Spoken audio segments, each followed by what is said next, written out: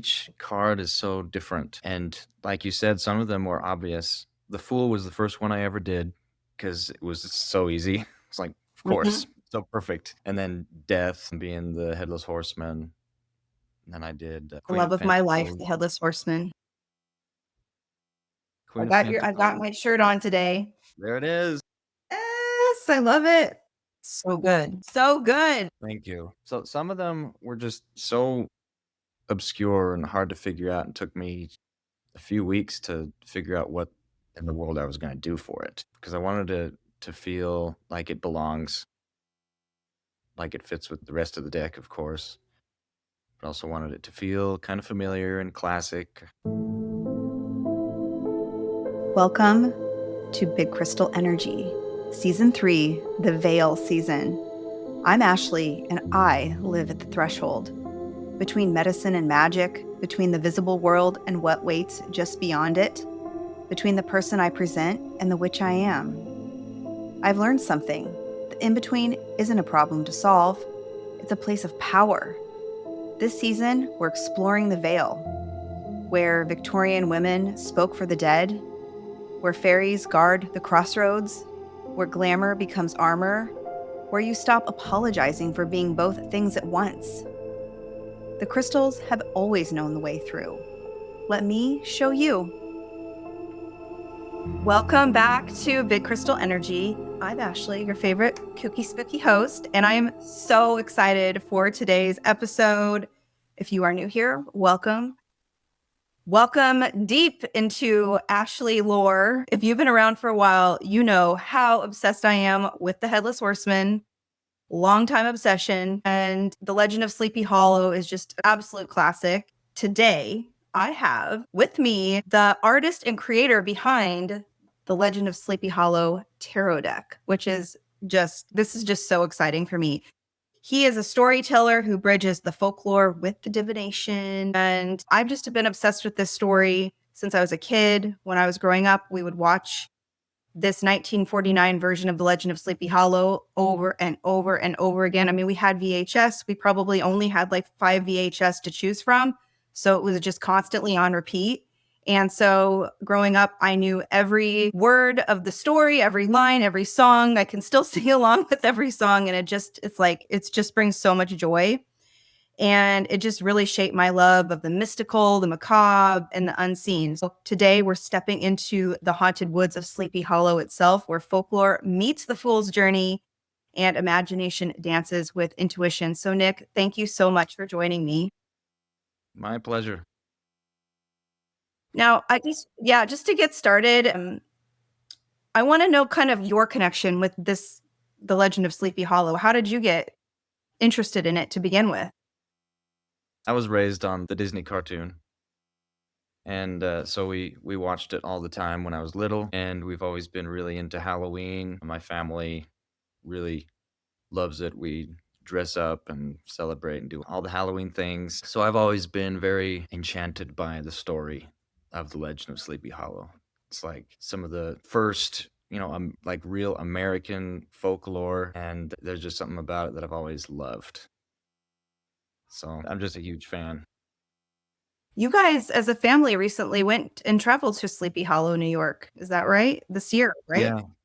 Yep. The last week of September into October, we went up to Sleepy Hollow and then up to Salem and did kind of a New England Halloween tour for a week.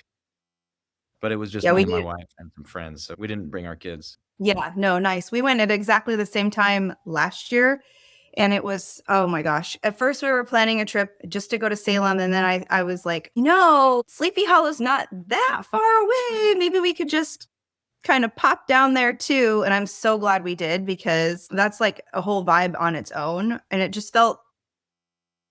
felt so cool to be in this place where it was something that had been so like near and dear to my heart growing up. And then to just be in that place, it felt very surreal, actually. So I don't know if you had a similar experience with that. Yeah, it's really cool to be there where there's so much history. I'm a huge history buff, and maybe that comes across in the cards and all the research that I did for historical accuracy. But I just loved being there, seeing the actual sites, landmarks, and, I did have a chance to go there back when I was, like, 13 or something like that. I went with my family. We were doing kind of a East Coast vacation or something and stayed in New York a couple days and just went up to Tarrytown for just to drive through it. So I didn't spend much time there. Went to Sunnyside, Washington Irving's house, and we found a an illustrated version of Sleepy Hollow with an audiobook that went with it, narrated by Glenn Close. And we love it and listen to it also several times every October. So that's just a fun thing that we've done and just adds to the season traditions. Yeah, it's interesting how these things that we attach ourselves to as children, how some things just continue to carry with us through life. Other things fade away and some things just continue to emerge. For sure, this is like a big attachment for me. And when I was in, I had known about your deck and I told myself I'm only going to buy it from Sleepy Hollow. Like I have to get the Sleepy Hollow deck in Sleepy Hollow. And so there was, I forget the name of the bookstore. um, there it was. I walked in. I was like, oh my gosh, I wonder if they have the deck. And it was just like, I walked in the front door and there it was. And I was like, yes, this is it. This is my moment. I was just, oh my gosh, I was so thrilled. Now, I'm really interested in how are you someone that was into tarot previously or oh, I see a little peeker back there. Yeah. Hey, There's a little ghost. that's It's Malcolm. okay. Hi, Malcolm. Yeah, I get it. My podcast editors always have a lot of work on their hands, like constantly having to like pare out multiple interruptions. It's fine. Everybody that listens knows like I'm a mom, I'm doing all the things. So, did you have this were you interested in tarot before you did the deck or were you like I'm just so interested in like how that even came about for you? Well, it is kind of an interesting story. I was not into tarot. I didn't know much about it, but I was actually taking a class in college. I was at Utah Valley University. It was this drawing class, and we had been doing projects where we explore different styles. So I did kind of a series based on different fairy tales and doing them all in a style that I felt was appropriate. So I did an illustration of Sleeping Beauty in like a stained glass style. And I'm actually a stained glass artist, so that was a lot of fun for me. That's what I do professionally for Mhm. my day job.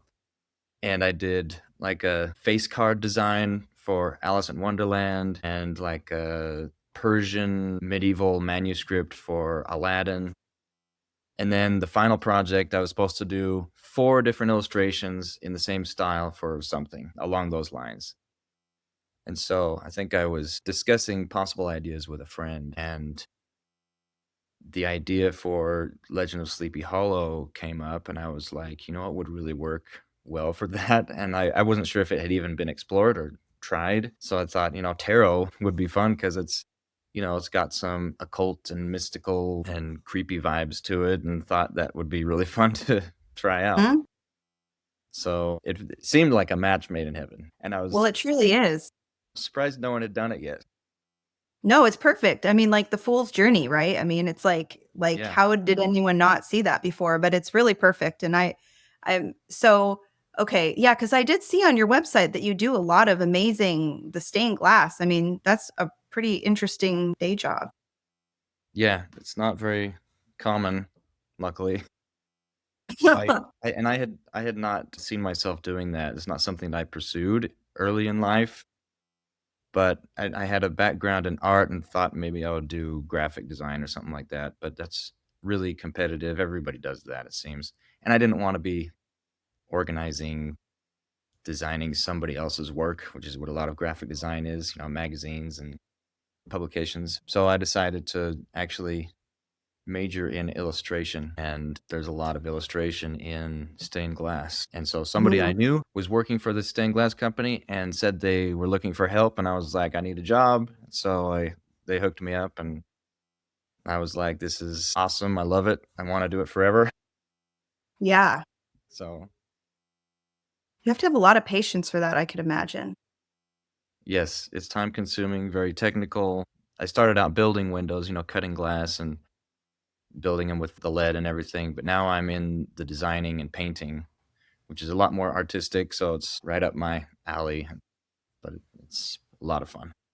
Wow, that's so interesting. I mean, for me as someone that, I work in medicine, I do orthopedic surgery, and that itself is very tedious and an art, I would say, but in its own way with body parts and blood. But it's just always interesting. I just think it's so fascinating, like all the different types of things that people can do and the different creative outlets and that you can, like, even with your tarot deck, how you can have this classic story and it can be interpreted in different ways and it can touch people in different ways. And I think that's what's really cool. So when you were creating this deck, since you didn't know that much about tarot, did you then have to dive into all of that I mean, I would think that you would need to learn a lot about that before you could create the deck with the characters. And I mean, that had to have been a really big undertaking. Yeah, so one of the first things I did was go out and buy a Rider Waite deck. Just, I did a little bit of research and found that was like the classic standard. Had to get my own copy and flipped through that, looked at all of it and studied the style. And that's what I tried to imitate as I did this one. Just wanted to translate it as directly as I could so that it felt familiar to people that were into tarot, and learned a lot as I went along with the style. I tried to take cues from the colors, the color palette from the original as well. So most of the cards are also, the color palette is also inspired by that too. Yeah, it's just such a like, oh my gosh, it's such a beautiful deck. So so before you got this idea, were you interested in any kind of mystical, magical, occult topics at all, or was this all just very new to you? Not tarot specifically, but I have always been, like I said, I'm really into Halloween. I love horror and witchcraft history and all of that stuff, folklore. So I've done a lot of what could be considered dark art. Dark arts. But just drawings and paintings of some creepier things, 'cause I really enjoy that stuff.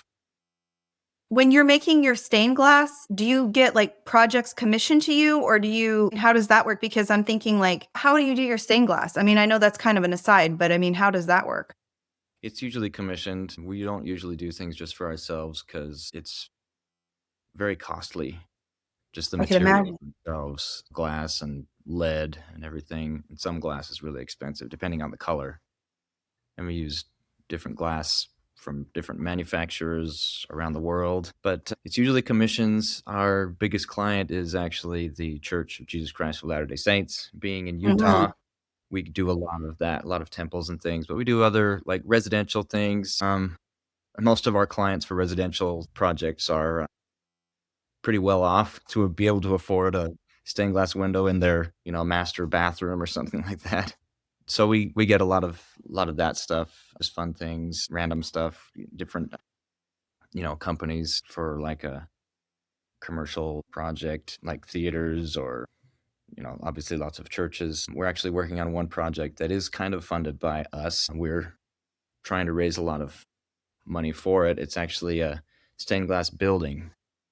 We did Gosh, a big wow. one called Roots of Knowledge at UVU, which is like a big mural showing the history of knowledge, history of the world. And we're doing one that is a huge kind of round building called the Sphere of Light.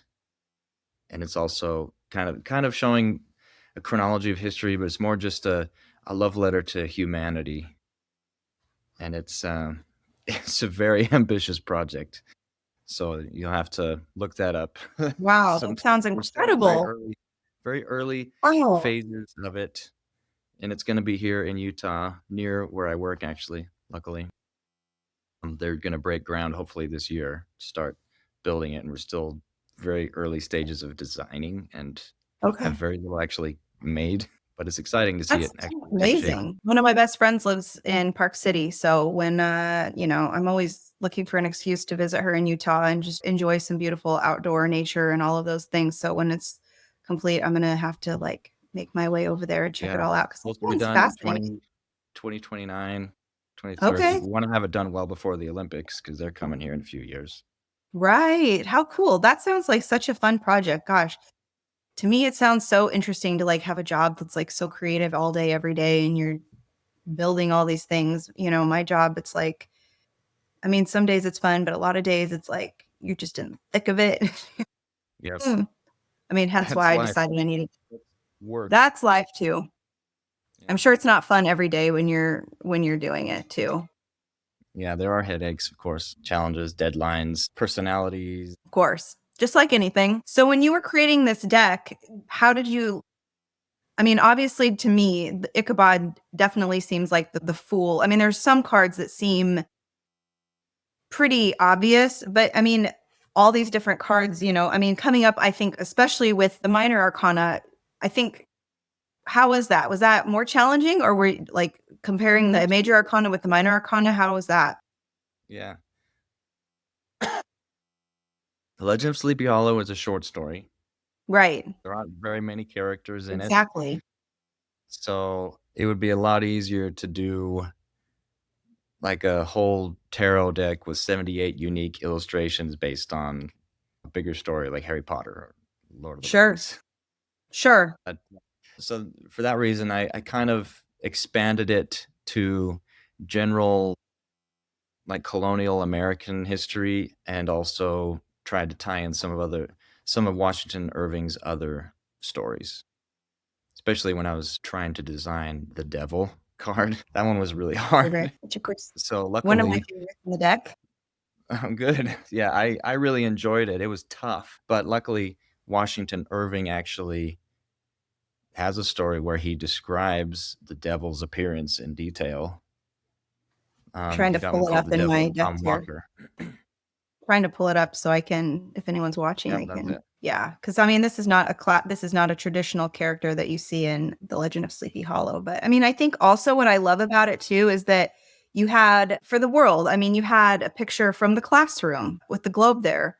I thought that was really neat, and just some of these other minor characters. And I loved the. I'm just pulling out some of them. I loved the magician card. What was the Yeah. inspiration behind this one? Because I'm not familiar. I mean, this is like a Native American. Yeah. Well, at the very beginning of the story, it talks about how an old Indian chief cast a spell on the land.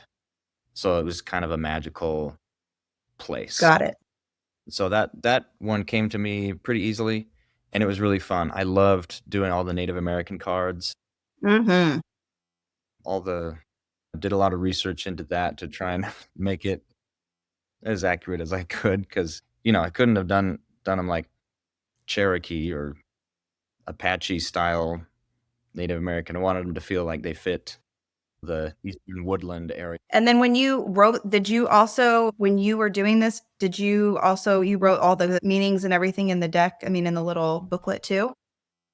Yeah, my sister actually helped me with some of that. I did a lot of it. She helped me because she's actually been interested in this stuff as well. So she Mhm. wanted to be involved. I enjoy how each card, you have the card. I mean, it's a beautiful little booklet too, because you have the card, which you can see, and then you have a little history of the card, and then you have your little traditional, meanings behind it. But I like this deck too because it does feel, if you are someone especially that's newer to tarot, some of the decks are very hard. I feel like the imagery is sort of hard to read if it's not kind of in alignment with the traditional Rider-Waite-Smith deck. So I feel like this deck it's pretty easy to interpret the cards in correlation with the traditional deck for me anyway. That's good. Do I wanted you go ahead? I wanted to include enough information in there, especially about the characters in the story that people that weren't familiar with it, especially people that aren't American or that might not know the story would be able to follow along. Yeah. When you were creating the deck, do you have any like rituals or anything that you like to do, or you just sit down and start creating? Not a lot of like rituals or because each card is so different and like you said some of them were obvious. The Fool was the first one I ever did because it was so easy. It's like of Mhm. course so perfect, and then Death being the Headless Horseman, and then I did Queen Love of of my life, Pentacles. the Headless Horseman. Queen of I got Pentacles, my shirt on today. there it is.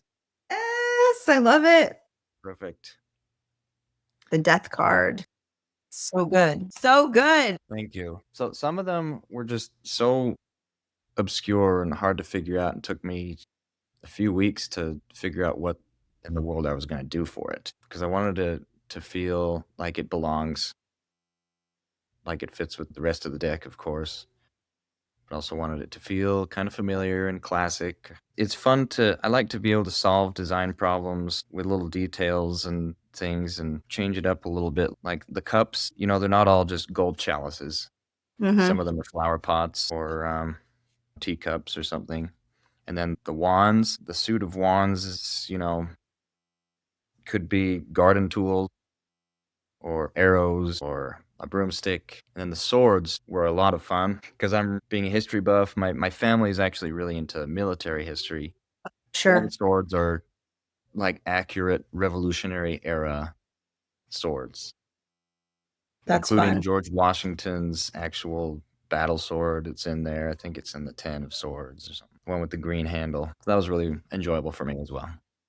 Wow. So now, are you a spiritual person? I am. I And how am. does your spirituality kind of interplay with all of this? That's an interesting question because we don't believe in like practicing magic or anything like that. I just did it purely for the artistic Hmm. enjoyment of it. I don't practice tarot. I am a member of the Church of Jesus Christ of Latter-day Saints, a Mormon. Hmm. I mean, that's why I asked, because I don't want to assume these things, but I'm just interested that how that works as far as your own personal beliefs and your own spirituality, but then also kind of like bridging the occult. And I do have some coworkers that we actually have we have a big Mormon community here where I live, actually. And I'm not too sure what their beliefs are about these types of things, but I could imagine maybe there's some, I don't know. I don't know what the word is. Well, I've got like some friends and family members that being members of the church still, they just kind of play around with it, but I don't know how much like belief they put into it or how much spiritual effort they invest in it, if that makes sense.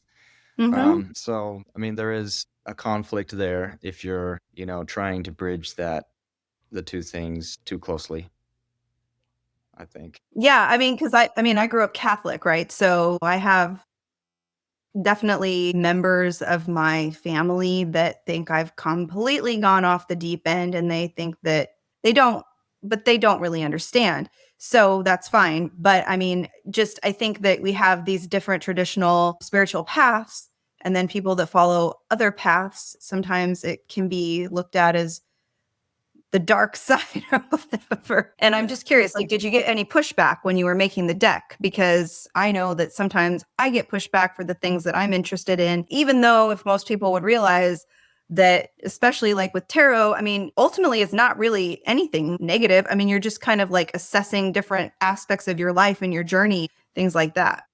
Yeah. Well, there wasn't a lot of pushback. I had some teasing, like I would talk about it with some family, and I had uncles that he was like, "Hey, how are your devil cards coming along?" Yeah, there we go. Little jab like that, but Yeah, it was sure. all it was all in jest. Oh, good. But, you can use anything in any way you want.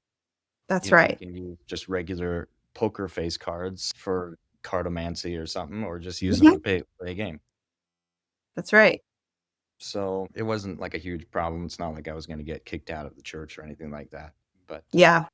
just depends on your mindset and what your focus is. I mean, anything, right? It's really about the intention that you put into anything. I had a friend of mine yesterday. She was in an online battle on Facebook with a gal that was talking about they were getting into a battle over crystals and how crystals themselves were like demonic or something. And I'm like, well, a crystal is like something that comes from the earth. But if you put negative intentions into it, maybe then sure. But I mean, something that comes of the earth, I mean, in itself is neutral. It's a substance that's neutral. So it's like whatever you put into it, that's what you will get back from it. If you put negativity into what you're reading into cards, then yes, you'll probably get negative messages back. But if you're just trying to read cards for yourself or your friends or people that, you don't have those negative intentions, and unlikely that stuff will arise. Yeah, I absolutely believe that everything has not just an energy, but a spirit to it.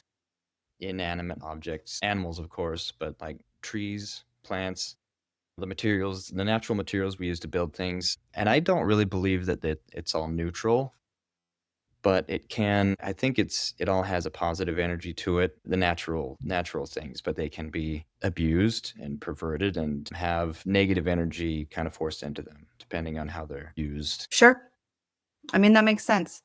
I mean, I know that like I enjoy all of these different types of things, but I am like still just like a very like happy, silly person. I just like things that are black.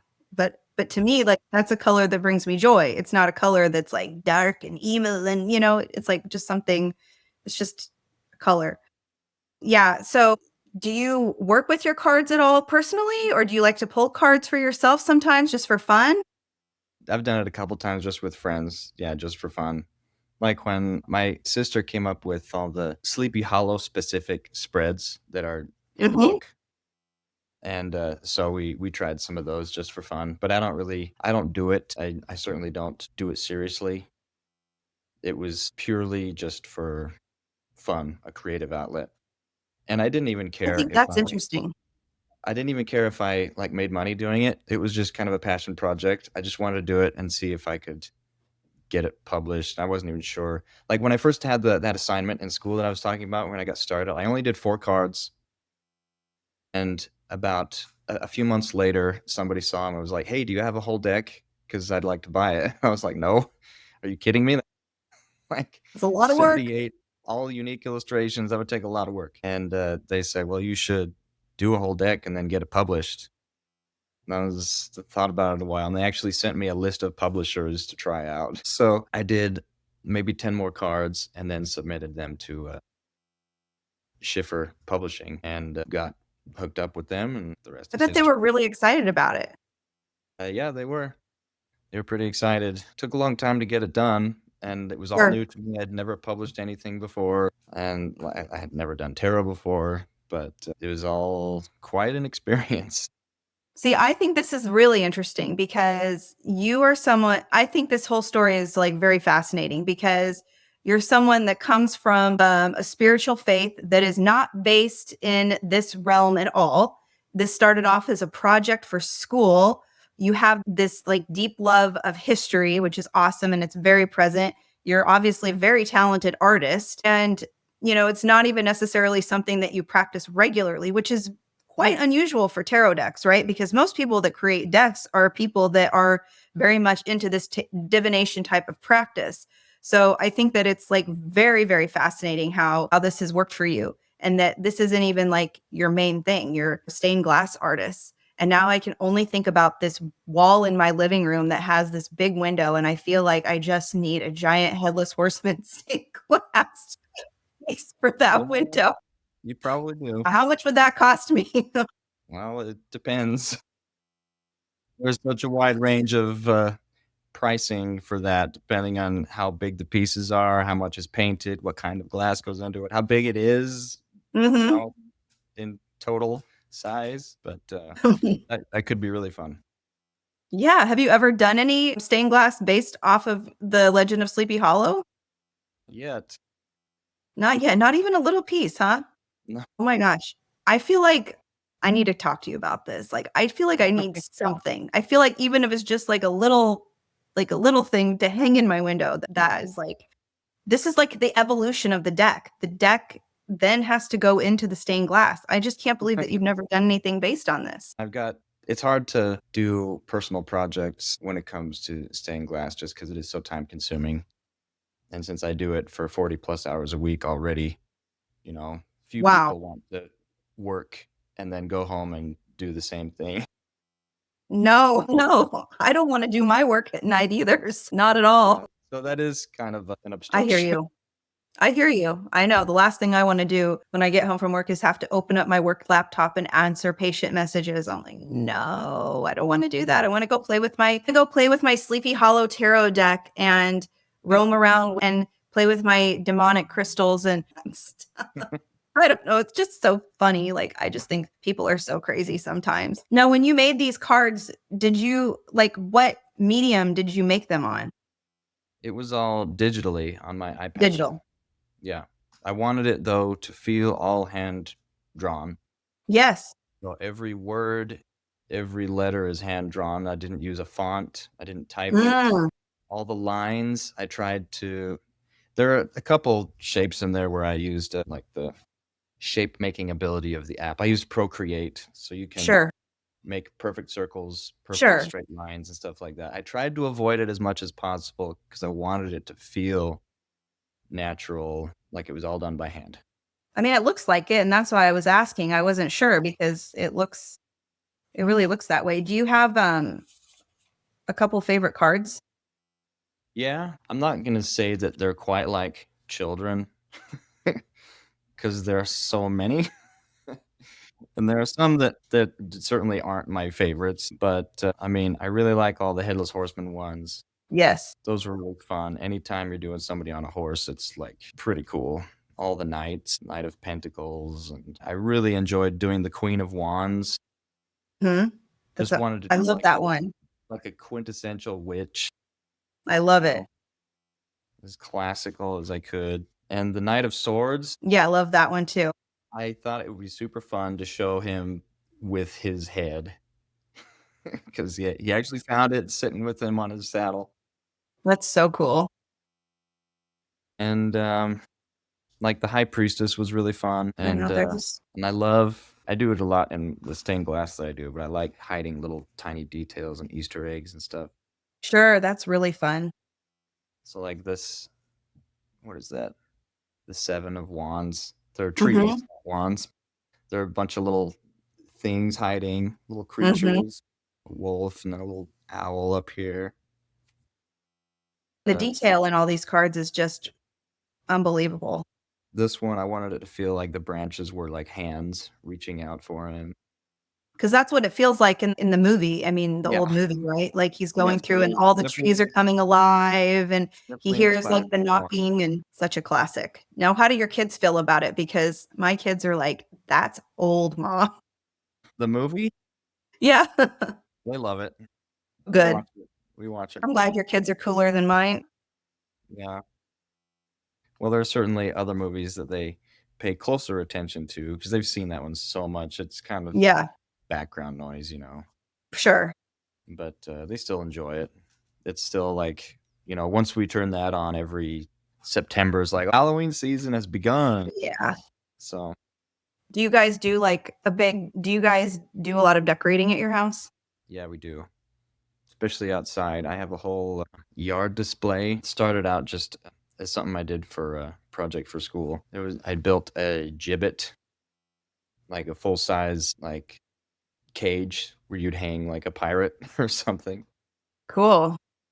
So there's like this big wood frame we stick out in the front yard. And then after that, I built a pillory, the stocks.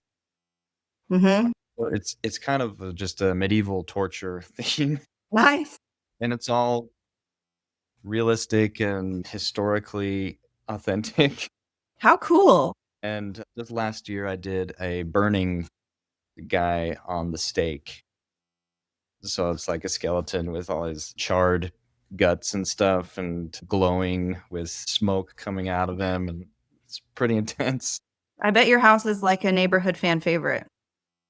Yeah, we get a lot of comments and people coming by for pictures. But our neighborhood gets really into it. There's some serious haunters around our neighborhood.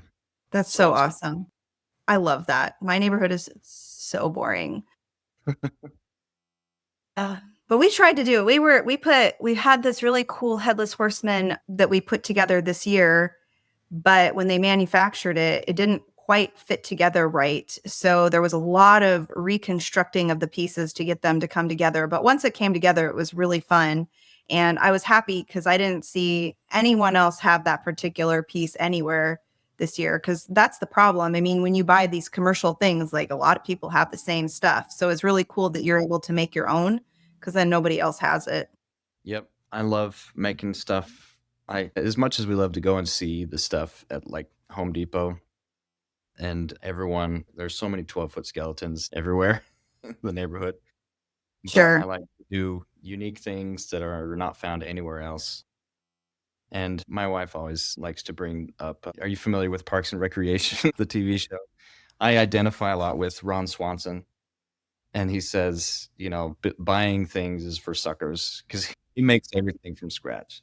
Yeah, that sounds like something my husband would want to do. He always thinks he like wants to do everything himself. And I'm like, well, you know what? That's great. And I'm sure it would be better if you did it all yourself, but there's only so many hours in the day and we don't have that much free time. So we can't do every single thing ourselves. But he always feels like if he does it, it's going to be better. And it probably would be. But It takes time and dedication for sure. yeah, for sure. I mean, and you guys are busy. You work all the full time. You have kids. Like, it's a lot going on. So I know you mentioned that you're doing the projects with the stained glass. Is that kind of your big thing? Do you have any other projects or anything going on? Well, that's what I'm doing for my job, my day job. But then I'm actually working on another tarot deck. I don't know if you've seen, I think I've talked about it a little bit on Instagram. I'm collaborating with Cardsy B. She's a tarot reader from New York. She commissioned me to do a Hex and the City tarot deck. Oh my God. I'm like, oh my God, really? Okay. My day has officially been made. Holy smokes. That's going to be so fun. X Yeah, in the and city. Wow. she really she sought me out because she loved the Sleepy Hollow deck and wanted that same style, something that's kind of true to Pamela Coleman Smith's, the Rider Waite Mm-hmm. style, but it's simpler. The color palette is very limited. Huh.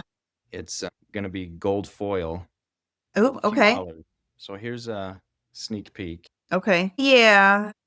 I love that. Now, do you find that when you have a smaller color palette, does that make it easier or more challenging?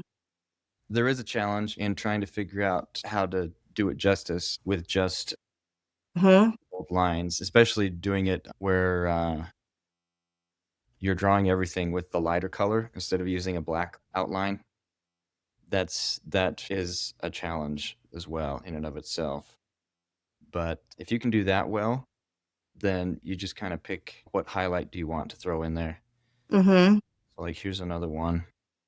Oh my gosh. Yes, I love that. That's gonna be such a cool deck. Let me see.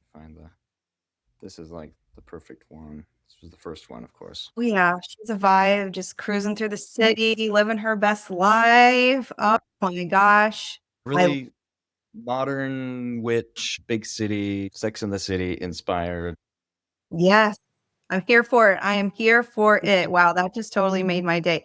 So, a project like that, I mean, how long would something like that take you Too just to long. construct it? There isn't enough time. I Right. started in February or March, and I had about a year to do it, Okay.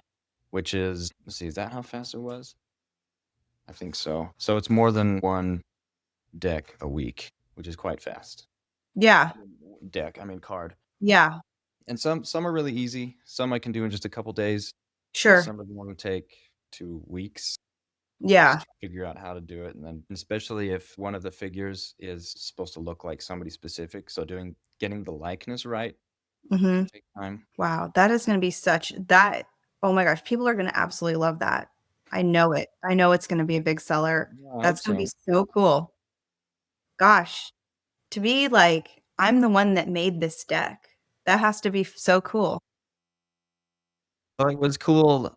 It really hit me when we went to Sleepy Hollow and were able to see see the deck on sale there, and the shop owners, like, being really excited to meet me. That kind of thing has never happened to me before, so that was You're like surreal. a local celebrity. I mean, you're a celebrity when you go there. Yeah. You are They the said creator of the Sleepy Hollow Tarot deck. I mean, this is yeah. major. Yeah, it was fun. To see it in Sleepy Hollow in a store That was had to be magical. so cool. Heck yeah. Especially it takes a lot of time and it takes a lot of creativity and a lot of effort. And to be able to have something that is so specific to that place and have people, I mean, the people that love the movie, that love the story, I mean, whatever iteration of that story, if they like the Johnny Depp version, if they like the old version, people have a strong attachment to it. And part of the country, it's just so magical, especially at the Halloween time. The decorations, this like the energy in the air, and to be like that you have a little slice of that has to be that's really cool. Yeah. And when I went there, a lot of them assumed that I was local. And I was like, Sure. "No, I'm from Utah." And they're like, "What? Why would you do this all the way from Utah?" Right. "Oh, I've been a big fan all my life." So, You just never know. I mean, this is the thing. And I mean, this is like the thing that I love about doing this podcast too, because I just get to meet all these interesting people. And sometimes you just think that you would know what their story is. And their story is just totally different than what you could even imagine, right? Like for yeah. you, this started off as a project for school, and now it's become this whole thing. And, you have this connection to this very specific place. And I think that's really neat. Yeah, it's super fun. It's like a dream. Yeah, for And it's sure. not necessarily something that I've dreamed about all my life, but something that once it got going, I was like, "Man, I didn't know what specifically I wanted, but I wanted this." So, Right. it's been super cool. That is awesome. All right. Well, I will wrap things up and I will let you get on with your day. I have to take my son to a doctor's appointment this afternoon, which is Um, super fun. And then we're hopefully going to go. Well, actually, you know what? Now that the time has changed, it's going to be dark in a couple hours. So never mind. I was going to hopefully go frolic in the woods for a couple hours, but no, we probably will not have time for that. Yeah. Gosh, that's crazy. I forgot. Last weekend, I was in New Orleans at this vampire ball. So I flew from California to Louisiana. So there was the time change. And then the night that I was there, then there was another time change. And so then I was like all mixed up. So this whole week has been just weird. But thank you so much for joining me. This was really fun. I am a huge fan. Obviously, I cannot wait for your new deck. I'm going to link your Instagram page and your website in the show notes so people can check out your stuff, your beautiful stained glass. And I don't know, this was just like a total treat to talk to someone that is like made the art for something that's just been so important to me in my life. And are you still selling these shirts? yeah, yeah, you can find that one on Etsy, on the Etsy shop, and there's a lot of different Yeah, designs. no, yeah. And now I even have my tattoo based on the death card here, which is like so fun. And getting that done in Salem was even more fun. So yeah, I just love that whole part of the country. I would move there if I didn't hate winter so much. But growing up in Nebraska and spending a huge part of my life in the Midwest, nope, I'll stay Yeah. put where I am. It's fine to go visit the snow and then just like leave a day or two later. Mhm. All right. Well, thank you so much. I really, really appreciate it. And you have a great day. Sounds great. Thank you very much. Bye. Bye. Thank you so much for spending this time at the threshold with me. If you want to go deeper, follow me on Instagram at mystical.mama.ash, where I share daily crystal magic and behind the scenes of this liminal life. You can also find resources, previous episodes, and ways to work with me at bigcrystalenergy.com. We're also on YouTube at Big Crystal Energy Podcast. And if this episode resonated with you, please rate it and review it and share it with a friend that you think would connect with it. It would mean so much to me in helping build this beautiful community of other magical friends and crystal workers. Thank you so much. Until next time, bye.